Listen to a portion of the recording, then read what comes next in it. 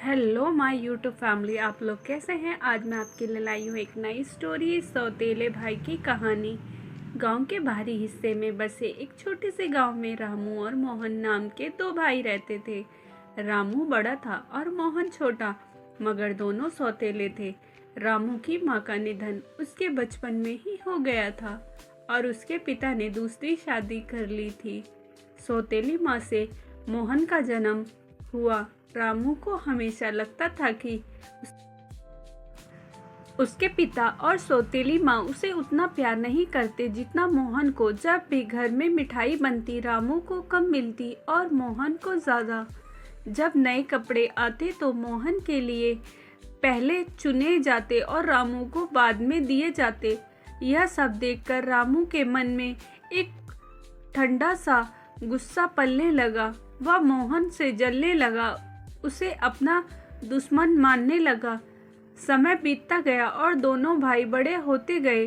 रामू मेहनती था मगर मन से भारी कठोर, उसे कभी मोहन के करीब नहीं आने देता था।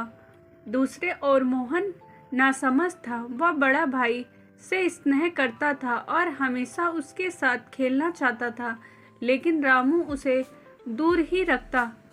एक दिन पिता की तबीयत बहुत खराब हो गई। डॉक्टर ने बताया कि उन्हें तुरंत इलाज की ज़रूरत है, वरना उनकी जान को खतरा हो सकता है। मगर इलाज के लिए काफ़ी पैसे चाहिए थे और घर की हालत ऐसी नहीं थी कि तुरंत पैसों का इंतजाम हो सके। रामू को यह सुनकर चिंता होने लगी। भले ही उसे हमेशा लगता था कि पिता ने उसके साथ अन्याय किया, मगर वह उनका बेटा था।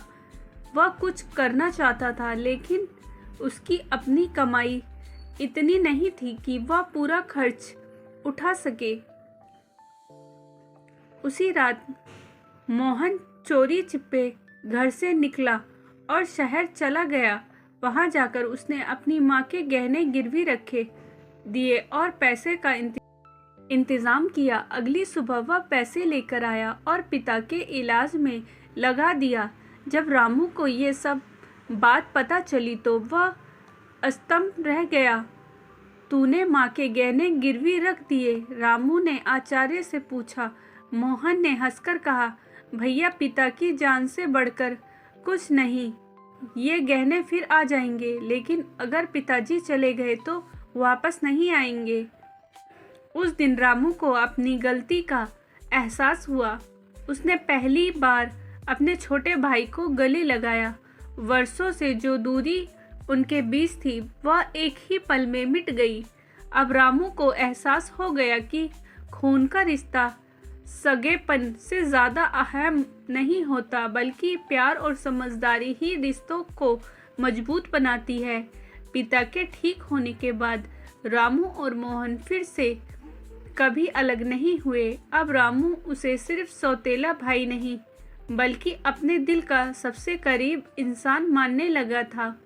स्टोरी अच्छी लगी हो तो प्लीज़ लाइक एंड सब्सक्राइब ज़रूर करें। मिलते हैं नेक्स्ट स्टोरी के साथ।